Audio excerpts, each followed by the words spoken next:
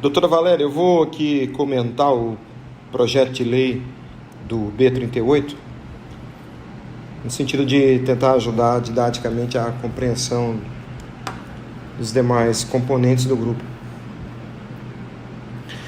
Projeto de lei de iniciativa popular. É importante entender que um projeto de lei de iniciativa popular dá ao povo a iniciativa da lei, ou seja, a capacidade de propor a lei à Casa Legislativa. O demais, ou seja, o processo segue dentro da Casa Legislativa como qualquer outro projeto de lei. Então, o que nós temos enquanto população é a capacidade de, através desse instrumento, com a coleta de apoios necessária, chegar a apresentar à Casa Legislativa, no caso a Câmara dos Deputados Federais, um projeto de lei. Inclusive, podemos escolher um relator, um deputado federal que seja relator do projeto. A partir daí, o projeto vai ser tratado dentro da Casa como um outro projeto qualquer, vai seguir o rito e o procedimento da Casa. O projeto de lei de iniciativa popular dispõe sobre o Estatuto do Sufrágio Universal. O sufrágio universal é uma relação jurídica entre cidadãos titulares de direitos políticos, onde, debaixo do fragor de deliberação, o universo desses cidadãos delibera a respeito do seu interesse coletivo através do voto e através do exame público desses votos, o escrutínio público. Escrutínio é exame. Esse escrutínio público tem que necessariamente ter a participação do povo, porque afinal de contas é o próprio povo que se submete ao resultado desse exame dos votos. Por que é que se faz o exame dos votos? Para apurar qual é a vontade da maioria. Quando a vontade da maioria é identificada através da apuração dos votos, então nós temos essa força de deliberação se impondo sobre a vida de todos os cidadãos. É bem fácil entender a legitimidade que o cidadão tem de conhecer e compreender o exame do voto, na contagem do voto, identificação, atribuição e contagem do voto, porque afinal de contas é o próprio cidadão que depois é submetido à força dessa decisão, que se identifica pelo apoio da maioria. Democracia, que significa poder do povo, só existe se houver o sufrágio universal. E sufrágio universal só é sufrágio universal se for de fato a deliberação debaixo do fragor de todos os cidadãos.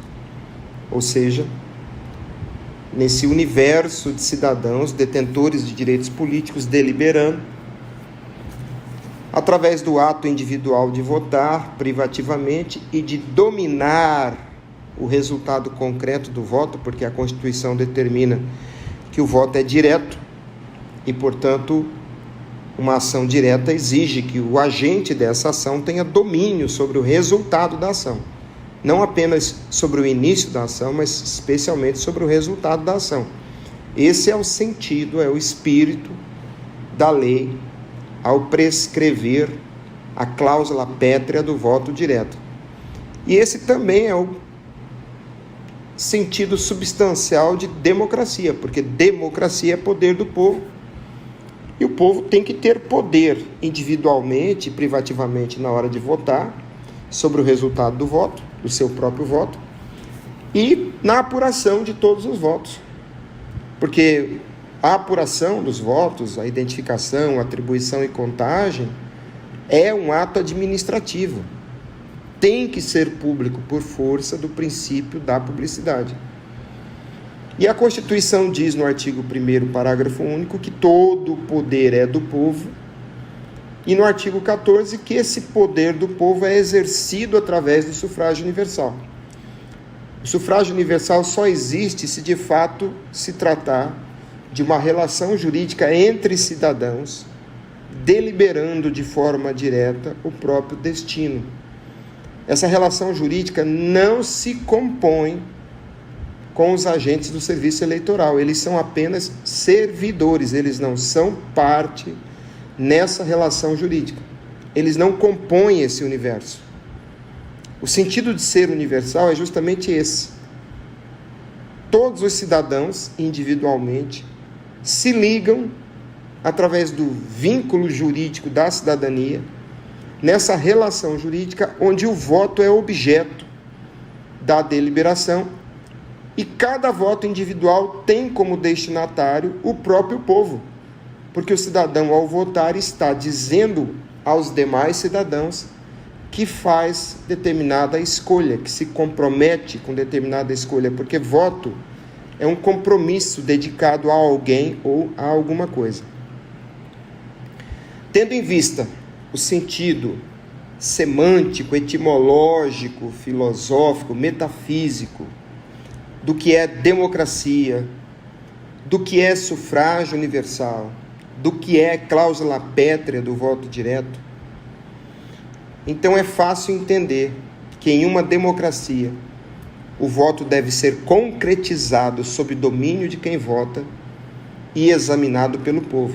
Não necessariamente por todo o povo, mas deve haver a garantia de que qualquer cidadão possa se candidatar como fiscal na apuração de votos, e não necessariamente fiscal de partido, porque a eleição não é propriedade dos partidos políticos nem dos candidatos. Esses são beneficiários, mas o destinatário da eleição, do sufrágio universal, do próprio voto, é o próprio povo. É o povo que precisa saber qual é a vontade que prevalece pelo apoio da maioria. Seguindo, então, no exame do projeto, a matéria que está no projeto é matéria de direito administrativo. Pelo que eu li aqui em todos os artigos, não há aqui nenhuma disposição em mudar a composição ou as competências dos órgãos da Justiça Eleitoral. E a Constituição Federal e o Código Eleitoral afirmam que são órgãos da Justiça Eleitoral o Tribunal Superior Eleitoral, os tribunais regionais eleitorais, os juízes eleitorais e as juntas eleitorais. Portanto, o projeto que trata de uma atribuição criada a serviço da mesa receptora de votos, atribuição essa, inclusive, que já está prevista no Código Eleitoral, que é exatamente a possibilidade da própria mesa receptora fazer a abertura da urna e o exame público dos votos diante de fiscais de partido e fiscais do povo. Essa tarefa que já está autorizada no Código Eleitoral, aqui nesse projeto de lei, ela é delineada mais detalhadamente e com a definição de conceitos jurídicos importantes para que não haja espaço para interpretações desonestas ou sofismas. É muito importante essa definição hermenêutica dos institutos jurídicos, para que não haja depois distorções mentirosas, maliciosas, modificando o sentido do instituto jurídico quando, de fato, a interpretação intelectualmente honesta conduz a um resultado. E o que nós queremos é que não haja espaço para interpretação, mas que essa interpretação honesta, baseada nos princípios, na filosofia, na semântica, na etimologia, ela seja preservada, estando expressa nessa lei. Como essa lei prevê requisitos de um serviço público, ela pode ser, sim, uma lei ordinária. E a diferença entre a lei ordinária e a lei complementar é que uma lei ordinária pode ser aprovada por maioria simples da Casa Legislativa, maioria de presentes. A lei complementar depende de um quórum especial, que é a maioria absoluta, ou seja, a maioria de todos os membros da Casa Legislativa, metade mais um, de modo a compor o primeiro número inteiro a partir da metade. A Constituição Federal diz que a modificação da organização e competência da Justiça Eleitoral, ou mais precisamente da jurisdição eleitoral, só pode ser feita por lei complementar. Mas é importante perceber que nesse projeto aqui não se vê proposta de mudança de competência, nem da organização, nem da competência dos órgãos da jurisdição eleitoral. É importante já deixar claro que jurisdição é o ato de julgar. E o serviço eleitoral não é julgamento. O serviço eleitoral é um ato administrativo vinculado objetivamente à disposição da lei. O serviço eleitoral não admite ou não tem na lei qualquer permissão para escolhas de conveniência ou oportunidade. E nunca se aproxima da ideia de julgamento. Não é jurisdição. Portanto, a jurisdição eleitoral é algo totalmente distinto, diferente. E a mesa receptora de votos não é órgão da jurisdição eleitoral. Portanto, as tarefas dela podem sim ser reguladas por lei ordinária. O artigo 1º diz: o sufrágio universal é exercício do poder do povo através da relação jurídica consistente em deliberar diretamente, mediante o exercício secreto da manifestação do voto individual, com subsequente e necessário exame público de todos os votos. Esse artigo 1º está já esclarecido na introdução que fiz. O sufrágio universal é exercício do poder do povo, através de uma relação jurídica, como eu disse, entre todos os cidadãos, que deliberam de forma direta, exercendo secretamente o voto e examinando publicamente todos os votos. É importante notar que o artigo 82 do Código Eleitoral destaca, inclusive, que o sufrágio é direto. E, de fato, tem que ser. Se nós estamos numa democracia, o próprio sufrágio universal, que é essa relação jurídica, tem que ser direto. E nessa relação jurídica, o objeto dessa relação jurídica é o voto. É o compromisso que o cidadão apresenta ao próprio povo, dizendo: eu me filio a determinada posição. Eu vou gravar um próximo áudio aqui.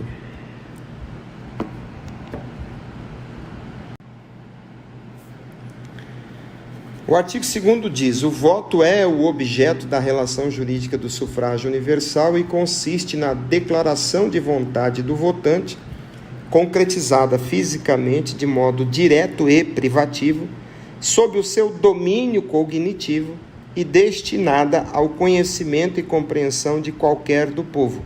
Parágrafo único. A concretude do voto se dá de modo direto por meio sujeito ao domínio do votante e deve garantir efetiva permanência do resultado determinado pelo eleitor, sendo vedada a representação puramente eletrônica. É importante entender essa vedação, essa proibição à representação puramente eletrônica do voto. Essa é a natureza da decisão da Corte Constitucional Alemã, que no início dos anos 2000 chegou à conclusão de que voto eletrônico não serve para a democracia. Voto eletrônico, puramente eletrônico, viola a democracia. Por quê? Porque viola o poder do povo. Numa democracia, qualquer um do povo tem que ter domínio sobre o seu voto, especialmente sobre o resultado do seu voto, e tem que ter domínio sobre a apuração dos votos. Essa busca da vontade majoritária, porque o escrutínio público, o exame público, existe justamente para se identificar qual é a vontade majoritária. E numa democracia, poder do povo, tem que haver esse poder do povo sobre a concretização do voto e sobre a apuração dos votos. E o voto eletrônico não permite isso.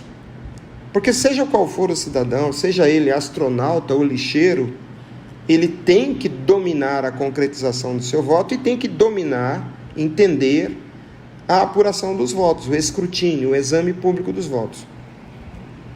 A ferramenta não pode limitar esse exercício de poder do cidadão. Se ela limita a compreensão do cidadão, ela não serve para a democracia. E por que o voto tem que ser concreto?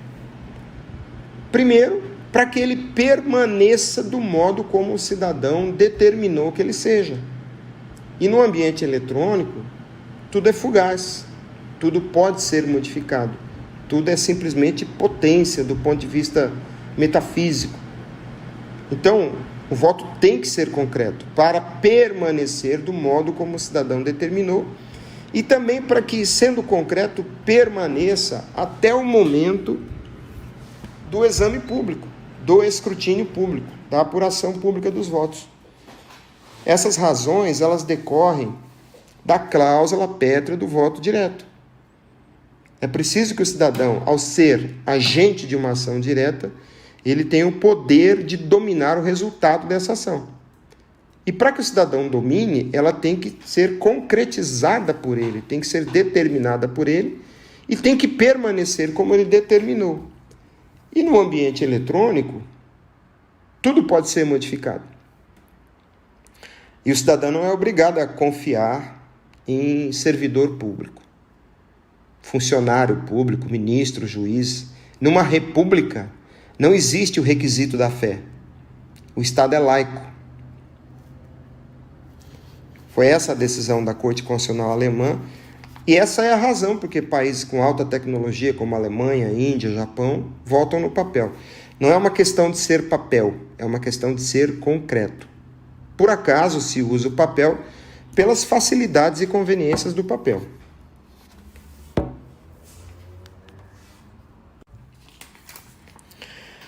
Artigo 3º.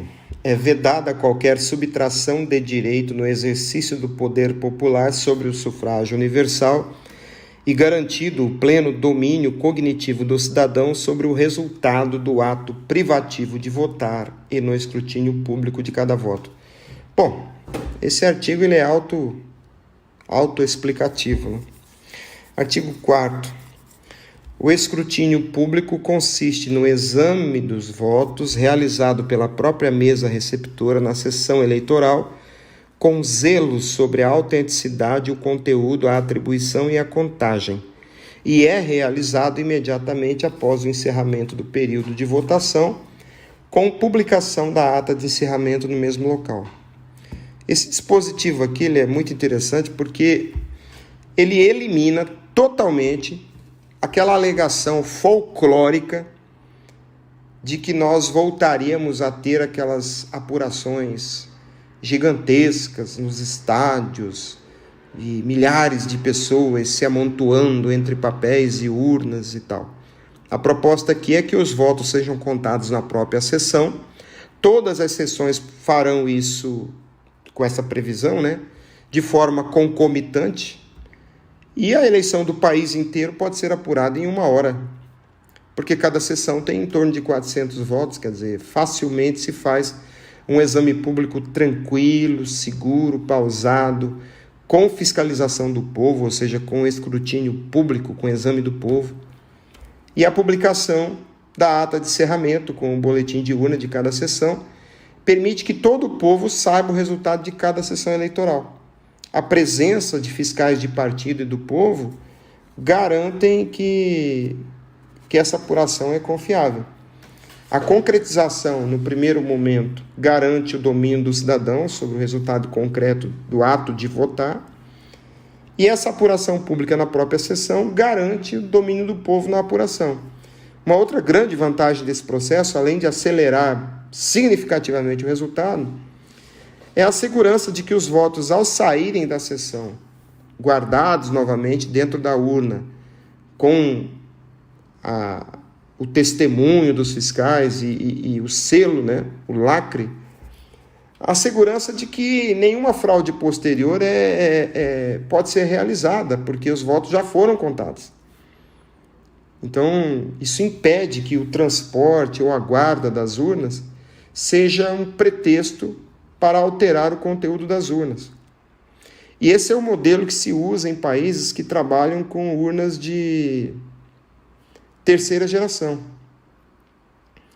É muito prático isso. Se resolve uma série de elos fracos da corrente.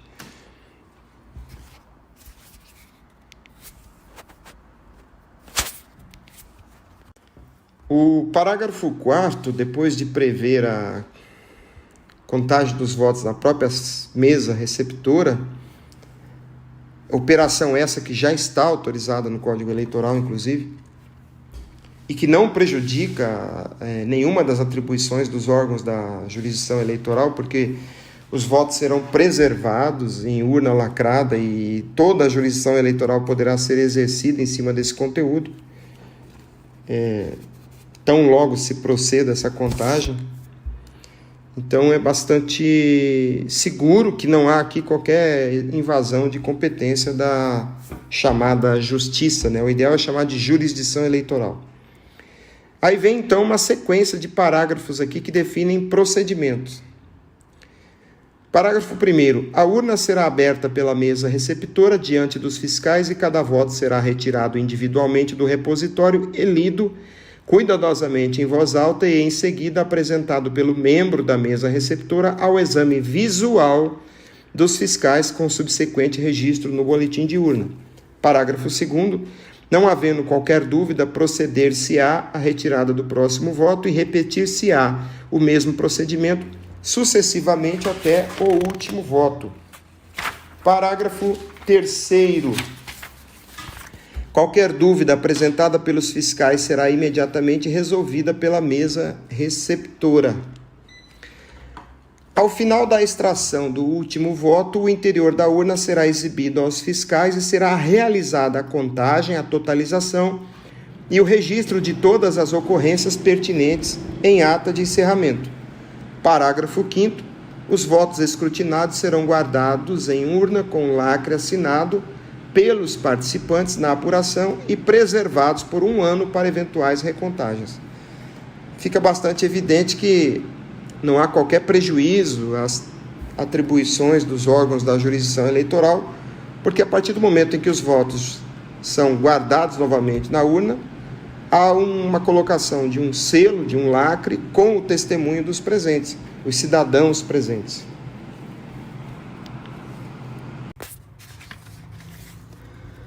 Artigo 5º. Cidadãos voluntários representando o povo em pleno gozo de seus direitos políticos em número de até 3 e sorteados, caso existam candidatos para esse fim além dessa quantidade, participarão juntamente com os fiscais de partido da fiscalização do escrutínio realizado publicamente pela mesa receptora. Parágrafo único. A presença dos fiscais de partido na fiscalização do escrutínio, se negligenciada pelo partido, não compromete a regularidade do ato público conduzido pela mesa receptora. Aqui neste artigo é criada a possibilidade da presença do povo no exame público dos votos, não só dos fiscais de partido, porque a eleição não é propriedade de partidos políticos. A eleição é do interesse e do domínio do povo. Deve ser assim numa democracia. Então, a participação de representantes do povo é imprescindível. A representação político-partidária é de interesse dos partidos políticos enquanto pessoa jurídica. O interesse do povo deve ser representado pela presença de fiscais representando o povo e não partidos políticos. Então, nesse artigo se cria a figura do fiscal do povo, que atuará juntamente com os fiscais de partido, e esses fiscais do povo seriam em até 3 por sessão eleitoral. Caso mais do que 3 pessoas sejam voluntárias para a sessão eleitoral, então o conjunto de candidatos voluntários deverá ser sorteado para que se colha dali 3 pessoas para participar da fiscalização do exame público dos votos. E aqui o detalhe é que se os partidos políticos não providenciarem fiscais de partido, o ato será realizado assim mesmo, sem qualquer prejuízo de regularidade. Cabe ao partido providenciar os seus fiscais. Se não tiver, o ato será realizado com o trabalho dos mesários e fiscais do povo.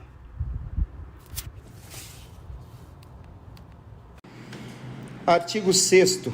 A norma imposta sobre o serviço público de coleta e escrutínio de votos, que não interfere na paridade de meios no pleito entre candidatos à vaga eletiva, não conflita com o princípio eleitoral da anualidade e tem vigência imediata. Esse artigo 6º é muito importante porque ele esclarece a interpretação do artigo 16 da Constituição Federal, que traz uma determinação de que toda norma aplicada ao processo eleitoral deve entrar em vigência 1 ano antes da eleição. Acontece que ali, naquele texto do artigo 16 da Constituição Federal, onde está o princípio da anualidade ou da anterioridade, esse princípio, que prevê a vigência 1 ano antes da eleição, ao referir-se ali, o artigo 16, a processo eleitoral, a referência está em face da disputa entre candidatos pela vaga eletiva. O bem jurídico protegido aí é o equilíbrio da disputa, para que uma lei nova não cause prejuízo a algum candidato ou vantagem a algum outro candidato. Veja que o processo de coleta e apuração dos votos, independente do meio que se use para fazer, pedra, pau, papel impresso, computador, os instrumentos da coleta e apuração de votos não interferem de modo nenhum no equilíbrio da disputa entre candidatos. E essa é exatamente a interpretação feita pelo Tribunal Superior Eleitoral em todas as ações judiciais que envolvem a aplicação do artigo 16 da Constituição Federal. Portanto, essa norma que está aqui nesse projeto, ela pode ser apreciada e votada até na véspera da eleição, porque ela não se submete ao princípio da anualidade. Porque nós estamos tratando aqui de um conteúdo que é serviço administrativo. Qual serviço administrativo? Coleta e apuração de votos. Não é direito eleitoral. Não é direito eleitoral. É direito administrativo e o que se trata aqui é um serviço público. Artigo 7º. A eventual investigação sobre a regularidade do serviço público de coleta e escrutínio de votos será realizada pela Polícia Judiciária sob jurisdição do juízo comum competente para controle dos atos administrativos em geral. Parágrafo único. A atividade investigativa policial e a jurisdição comum sobre o serviço público de coleta e escrutínio de votos são independentes e não prejudicam a competência da jurisdição eleitoral. O que se está colocando aqui é o fato de que a coleta e apuração de votos não é ato jurisdicional eleitoral. É um serviço público da União, como qualquer outro serviço público federal. E sendo serviço público federal, realizando ato administrativo de natureza executiva, a jurisdição competente para julgar esses atos e fazer o controle de legalidade desses atos administrativos é da jurisdição comum, da Justiça Federal Comum. E na hipótese da necessidade de alguma investigação, de um possível crime, de algum indício de crime, a investigação cabe à Polícia Judiciária, que assiste à jurisdição comum, que é, no caso, a Polícia Federal. Porque aqui a matéria não é direito eleitoral. Porque não diz respeito à disputa entre candidatos, nem à ocupação de cargos. Ela diz respeito ao funcionamento desse serviço administrativo de coleta e apuração de votos. Ainda que esse serviço administrativo tenha repercussão no mundo do direito eleitoral, o serviço em si não é direito eleitoral. É muito comum isso no mundo jurídico, que um determinado ato tenha repercussão em várias esferas, por exemplo, na esfera civil, na esfera administrativa, na esfera penal e também na esfera eleitoral. É muito comum e muito natural isso. E cada esfera de competência tem uma jurisdição competente. Então, para investigar eventual irregularidade e eventual ato ilícito e eventuais prejuízos de um ato administrativo do Serviço Público Federal, quem tem competência é a Polícia Federal e quem tem jurisdição sobre isso é a Justiça Comum. Só que essa previsão, embora ela seja de fácil conclusão, a partir de um exame sistemático da ordem jurídica, ela não está expressa na lei. E até hoje no Brasil isso tem sido feito de forma grosseiramente equivocada, porque o serviço eleitoral não pode ele próprio investigar as suas próprias ações. Quando há suspeita sobre o funcionamento do serviço eleitoral, a suspeita é sobre a conduta dos agentes do serviço eleitoral. Então não podem eles mesmos fiscalizar a própria conduta. Isso viola, assim, de uma maneira evidente, o devido processo legal, o princípio do juiz natural. O que é o princípio do juiz natural? É da natureza do juiz ser alguém alheio ao conflito que está sob julgamento. Para alguém ser juiz, essa pessoa não pode ter qualquer interesse naquilo que está sendo julgado. Como diz o povo, né? No popular, quem apita não joga, quem joga não apita. Não pode o serviço eleitoral fazer o serviço eleitoral, e aí quando surge uma suspeita sobre o serviço eleitoral, os próprios agentes do serviço eleitoral julgarem as suas próprias condutas, nas chamadas auditorias. Não existe isso. Racionalmente, inteligentemente, logicamente, nenhum auditor é auditor se ele está auditando a própria conduta. Não pode ser o próprio auditado a fazer a sua própria auditoria. Esse é o sentido do artigo 7º e parágrafo único. E essa ação da Justiça Federal Comum e da Polícia Judiciária Comum Federal, essa ação não prejudica a jurisdição eleitoral, porque a jurisdição eleitoral trata especificamente dos efeitos da apuração do voto, não da apuração do voto em si, mas dos efeitos que decorrem disso. Artigo 8º. Associações civis sem fins lucrativos e com pertinência temática poderão apresentar impugnação ao juízo competente para o controle da legalidade do serviço público de coleta e escrutínio de votos. Esse artigo é muito útil porque hoje a impugnação à apuração de votos, ela é feita apenas por partidos e candidatos. O cidadão não tem a legitimidade de impugnar esse trabalho.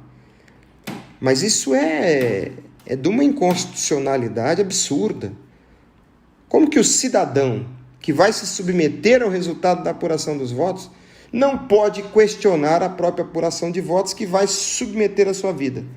Então, é importante que exista algum mecanismo que dê ao povo, ao cidadão, a possibilidade de questionar o resultado da eleição. Para que não haja um volume gigantesco de demandas, esse artigo aqui prevê uma solução que é a associação civil sem fim lucrativo, ou seja, as pessoas que têm o interesse em acompanhar a apuração da eleição e questionar os resultados deverão estar afiliados, associados a alguma entidade, né, da sociedade, uma associação civil sem fins lucrativos, e com um escopo, um foco, né, um propósito explícito no estatuto, com um tema voltado para a cidadania, para a eleição, etc. Ou seja, que seja pertinente, um tema que pertença a essa questão da democracia, do sufrágio universal, ou seja, pertinência temática. E aí essa associação pode impugnar diante do juízo comum, que é a Justiça Federal Comum, o funcionamento desse serviço administrativo da União, que é a coleta e a apuração de votos. Dessa maneira, cria-se a possibilidade do próprio povo questionar o serviço administrativo realizado pelos servidores, agentes públicos, que contam os votos, que recebem, que guardam e que apuram os votos. O parágrafo único do artigo 8º diz: aplica-se subsidiariamente ao regramento processual o regramento processual eleitoral e o ônus da prova inverte-se em favor da associação impugnante, cabendo aos agentes do serviço público demonstrar a rigidez do procedimento impugnado. O que está posto aqui é que nesse trâmite de impugnação que a eventual associação civil fará à jurisdição comum sobre o serviço público de coleta e apuração de votos, esse trâmite, instrumento processual, prazo processual, será regulado pela própria legislação processual eleitoral. Assim, toma-se emprestada a estrutura processual eleitoral em termos de prazos e recursos, para que não se crie um outro mecanismo complexo de processo. Então, toma-se emprestado por analogia. E já de imediato coloca-se aqui uma regra de inversão do ônus da prova. Então, se houver questionamento do povo sobre a apuração da eleição, deverá o próprio serviço eleitoral demonstrar a rigidez do trabalho feito pelo serviço eleitoral. A prova da regularidade é o serviço eleitoral que deve apresentar. O cidadão tem o direito de questionar e o serviço eleitoral deve demonstrar a rigidez, a regularidade do trabalho que fez. Porque o cidadão não tem os meios para fazer essa demonstração. Então, o ônus da prova aqui fica invertido em favor do povo. O artigo 9º diz: o escrutínio público realizado pela mesa receptora na sessão eleitoral não prejudica a organização ou competência dos órgãos da jurisdição eleitoral e é garantida a preservação dos votos escrutinados em urna lacrada à disposição desses órgãos. Parágrafo único. A mesa receptora não é órgão da jurisdição eleitoral e sua atuação tem natureza jurídica de ato executivo e serviço público honorífico, sujeita à jurisdição comum, competente para o controle de legalidade dos atos administrativos em geral. Esse artigo e esse parágrafo único são autoexplicativos, né? Basicamente, o que se está se dizendo aqui é que toda organização e competência da jurisdição eleitoral está preservada, até porque os votos serão preservados.